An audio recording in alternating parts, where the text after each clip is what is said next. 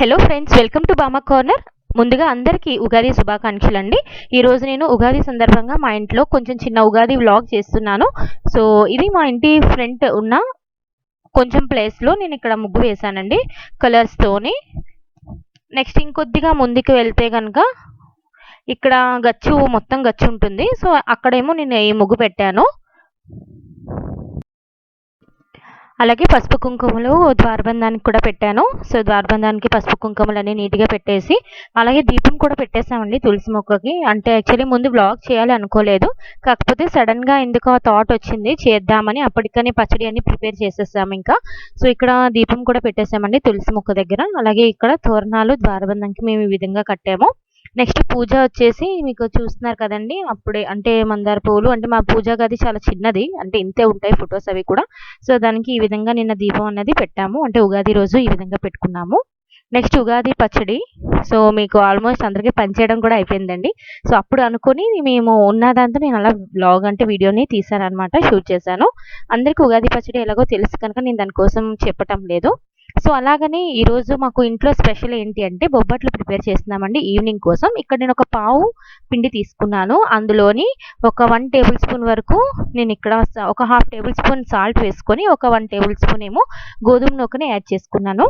ఇప్పుడు వాటి కొద్దిగా నీళ్లు కలుపుకొని మనకి ముద్దగా కలుపుకోవాలన్నమాట. అంటే మనకి చాలా పేస్ట్ అది చాలా అంటుకునేలాగా కలుపుకోవాలంటే మీరు వీడియోలో చూస్తున్నారు కదా, ఈ విధంగా కలుపుకోవాలి.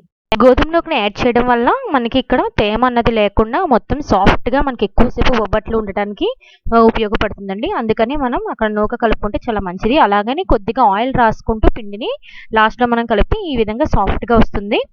దీని మీద మనం ఒక 2-3 నుంచి గరిటెలు నూనె, అంటే ఇదంతా కూడా పిండి కొంచెం ములిగే విధంగా నూనె వేసుకొని ఒక 4-5 గంటలు లేదంటే 3-4 అవర్స్ పెట్టుకుంటే మనకి బాగా నానుతుంది పిండి. సో ఇప్పుడు నేను ఇది అయిపోయిన తర్వాత ఇక్కడ మొత్తం ఒక 2-3-4 అవర్స్కి పక్కన పెట్టేసామండి. ఇప్పుడు నేను ఆఫ్టర్నూన్ మేము కర్రీ అన్నది మేము బెండకాయ ఫ్రై చేసాము. సో అందుకని అది వీడియో అయితే తీయలేదు, కుకింగ్ అయిపోయింది. సో నేను నార్మల్గా మాది ఏంటి వండామన్నది నేను పెడుతున్నాను. సో అలాగే ఇక్కడ టమాటా పప్పు అండి, టమాటా పప్పు, బెండకాయ ఫ్రై చేసాము.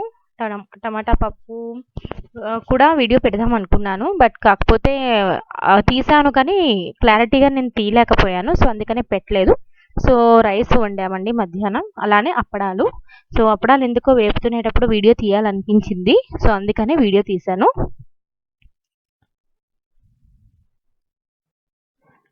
సో అప్పడాలు వేపాము. ఇప్పుడు ఏంటంటే మొత్తంగా ఓవరాల్గా ఏంటేంటి అన్నది మళ్ళీ ఒకసారి మీకు చూపిద్దాం అనుకుంటున్నాను.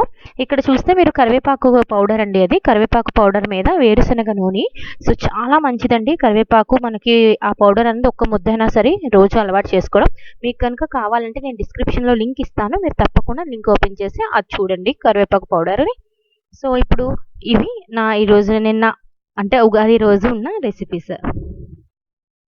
ఇక్కడ నేను పావు శనగపప్పును తీసుకున్నానండి. ఇది ఒక 2 సార్లు మనం బాగా కడిగేసుకొని నేను ఇక్కడ ఒక హాఫ్ అన్ అవర్ ముందుగా నానపెట్టుకున్నాను. నానపెట్టుకున్న దాన్ని ఈ విధంగా కుక్కర్లో వేసుకొని అప్పుడు దానికి ఒక 2 అంటే పావు తీసుకున్నాక 2 పావులు నీళ్లు అందులో వేసుకొని నేను కుక్కర్గా పెట్టి ఒక 5-6 విజిల్స్ వరకు మనం వదిలేయాలండి. సో 5-6 విజిల్స్ వరకు నేను అక్కడ ఉంచేసాను. సో ఇది నేను అది పెట్టాక టైం అయితే 4 o'clock అవుతుందండి. సో 4 o'clockకి మీరు మా ఇంటి దగ్గర అట్మాస్ఫియర్ చూస్తే చాలా క్లైమేట్ చాలా కూల్ అయిపోయింది. సో చూస్తున్నారు కదా ఎంత బాగుందంటే నేచర్ అండి. అసలు చాలా హ్యాపీ అనిపించింది అనమాట. సో ఇదంతా కూడా మా ఇంట్లో కొంచెం ముందుగా ఉన్న ప్లేస్ అండి. సో ఇయర్ మామిడికాయలు కూడా చాలా బాగా వచ్చాయి మా చెట్టుకి. సో నేను ఇప్పుడు ఏం చూపిస్తున్నానంటే అండి, ఇది టొమాటో కర్రీ చూపిస్తున్నాను మీకు. ఆనియన్ టొమాటో కర్రీ పులిహోరలోకి కాంబినేషన్ చాలా బాగుంటుంది. దీనికి కొంచెం ఆయిల్ యాడ్ చేసుకొని ఆవాలు, జీలకర్ర, అలాగే ఆనియన్, పచ్చిమిర్చి ఇవి బాగా ఫ్రై అయిన తర్వాత అల్లం వెల్లుల్లి పేస్ట్ వేసుకొని తర్వాత టమాటోని యాడ్ చేసుకొని బాగా దగ్గరికి అయిన తర్వాత కారం, ఉప్పు యాడ్ చేసుకొని ఒకసారి ఫ్రై చేసుకున్న తర్వాత కొద్దిగా సరిపడినంత వాటర్ని వేసుకొని ఈ విధంగా వీడియోలో చూపించిన విధంగా దగ్గరికి ఆయిల్ అంతా కూడా తేలే విధంగా బాగా ఉడికించుకున్న తర్వాత మీకు వాటరీ టెక్స్చర్ కావాలంటే వాటర్లా ఉంచుకోవచ్చండి, లేదంటే ఈ విధంగా మీరు దగ్గరగా కూడా చేసుకోవచ్చు. ఇప్పుడు కుక్కర్ ఓపెన్ చేశానండి. చూడండి ఎంత బాగా అయిపోయిందంటే కుక్కర్ ఓపెన్ చేయగానే చాలా మెత్తగా అయిపోయింది పప్పు. ఇప్పుడు దానిలోకి నేను ఒక పావు తీసుకున్నాను కాబట్టి దానికి తగ్గట్టుగా ఒక కప్పు బెల్లాన్ని తీసుకొని ఇప్పుడు అది లో ఫ్లేమ్‌లోనే నేను కరిగేలాగా ఆ విధంగా మొత్తం మనం కలుపుకోవాలనమాట. బెల్లాన్ని స్టవ్ మీద పెట్టేసి.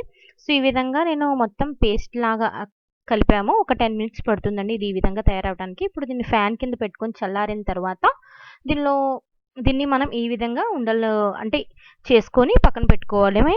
అయితే ఇప్పుడు నేనేమో నేను మార్నింగ్ చేశాను చెప్పాను కదండీ ఆఫ్టర్‌నూన్. సో, ఇప్పుడు ఆ పిండిని మనం చూస్తే బాగా నాని ఉంది. ఇప్పుడు నాని ఉన్న పిండిని బాగా ఒక్కసారి కలుపుకుంటున్నాను. కలుపుకున్న తర్వాత చూసారు కదా! ఆ పిండిని ఉండలన్నవి చుట్టుకుంటున్నానండి ఇక్కడ. మనకెన్ని పూర్ణాలన్నవి కావాలో ముందే అలా ఆర్డర్‌లో పెట్టేసుకుంటే మనకి చేసుకోవడం చాలా ఈజీగా ఉంటుంది.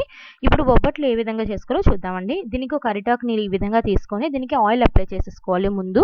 సో, ఆయిల్ అప్లై చేసుకున్న తర్వాత మనకు కొద్దిగా ఈ మైదా పిండి ఏదైతే ఉందో ఆ మైదా పిండిని కొంచెం తీసుకొని సో, దాన్ని కొంచెం చేత్తో మెదిపేసి దానిలోని మనం ఆల్రెడీ పూర్ణం పెట్టుకున్నాం కదా! ఉండలు చేసి సో, అది కొద్దిగా పెట్టుకొని స్టఫింగ్ మనం నేను వీడియోలో చూపిస్తున్న విధంగా దాన్ని ఇలా దగ్గరగా చేసి మనం ఎక్స్‌ట్రాస్ గాని ఎక్కువ ఏమైనా ఉంటే తీసేసుకోవచ్చండి. నాకైతే ఎక్స్‌ట్రా ఏమి రాలేదు కాబట్టి నేను తీయలేదు.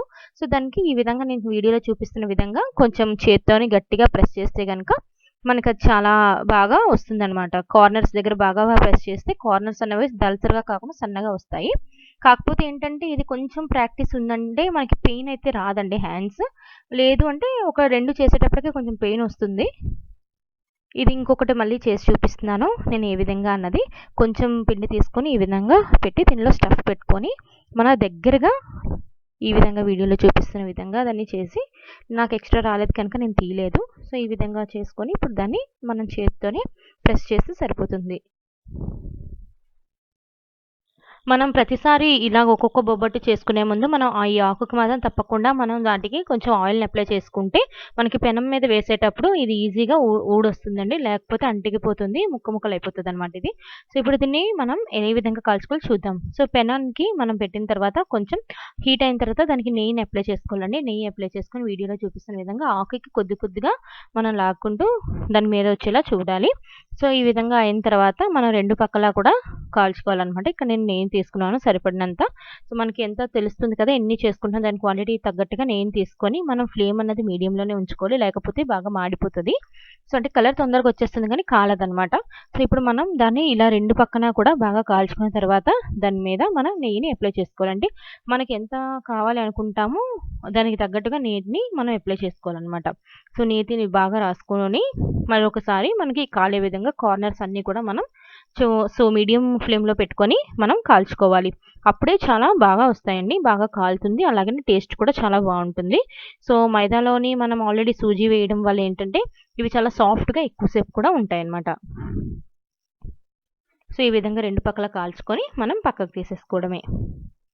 ఇప్పుడు పులిహోరని ప్రిపేర్ చేసుకుందాం. సో, పులిహోరకి నేను పౌడర్‌ని ప్రిపేర్ చేస్తున్నామండి. ఇదేంటంటే ఒక టేబుల్ స్పూన్ నువ్వులు, ఒక టేబుల్ స్పూన్ మినపప్పు, ఒక టేబుల్ స్పూన్ ధనియాలు, అలాగనే 3-4 ఎండుమిర్చిని ఫ్రై చేసుకొని దాన్ని మిక్సీ జార్‌లో పట్టిన పౌడర్ అండి. ఈ పౌడర్‌ని మనం అన్నం ఉడికిపోయిన తర్వాత సో, ఈ విధంగా చల్లారి పెట్టుకొని అప్పుడు ఈ పౌడర్‌ని అందులో యాడ్ చేసుకోవాలి.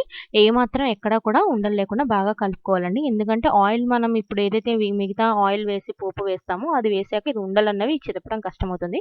సో, ముందే రైస్ అంతటికి బాగా పట్టించుకోవాలి. సో, బాగా పట్టించుకున్న తర్వాత ఇక్కడ నేను కొంచెం ఒక టేబుల్ స్పూన్ పచ్చి శనగపప్పును కూడా ఆయిల్‌లో ఫ్రై చేసి వేసుకున్నాను. సో, ఇప్పుడు తర్వాత ఇక్కడ కొద్దిగా కళాయిలో మీద తాలింపు కోసం ఆయిల్ వేసుకొని అందులోని ఆవాలు, అలాగనే పచ్చిమిర్చి, ఎండుమిర్చి, కరివేపాకుని వేసుకొని అవి కొద్దిగా ఫ్రై అయిన తర్వాత అందులోని చింతపండు జ్యూస్‌ని కూడా మనకి ఎంత సరిపోతుందో అంత సో, చింతపండు జ్యూస్‌ని కూడా యాడ్ చేసుకొని దానిలో ఆయిల్ అంతా కూడా పైకి తేలే విధంగా తేలిన అంతవరకు కూడా మనం బాగా కలుపుకోవాలి. కలుపుకున్న తర్వాత స్టవ్ దించేసి చల్లారిన తర్వాత మనం ఈ విధంగా కలుపుకోవాలనమాట. ఇప్పుడు అది చాలా వేడిగా ఉంటుంది కదండీ! సో, వేడిగా ఉంటున్నప్పుడు కొంచెం గరిటెతో కలుపుకొని దాని తర్వాత మనం చేత్తోని అన్నం అంతటికి కూడా బాగా మిక్స్ అయ్యే విధంగా మనం దాన్ని కలుపుకోవాలి. సో, ఈ పౌడర్‌ని గనుక మీరు కూడా ఒకసారి ట్రై చేయండి. చాలా బావుంటుంది. సో, ఈ విధంగా మొత్తం మనం రైస్ అంతటికి కూడా పట్టే విధంగా చక్కగా కలిపేసుకోవాలి. సో, ఇవేనండి మాకు ఈరోజు అంటే ఉగాది మాకున్న ప్రిపరేషన్ చేసుకున్న ఐటెమ్స్ అన్నమాట. సో, మీకు గనుక తప్పకుండా నచ్చితే లైక్ చేయండి, షేర్ చేయండి, సబ్స్క్రైబ్ చేయండి నా ఛానల్‌ని.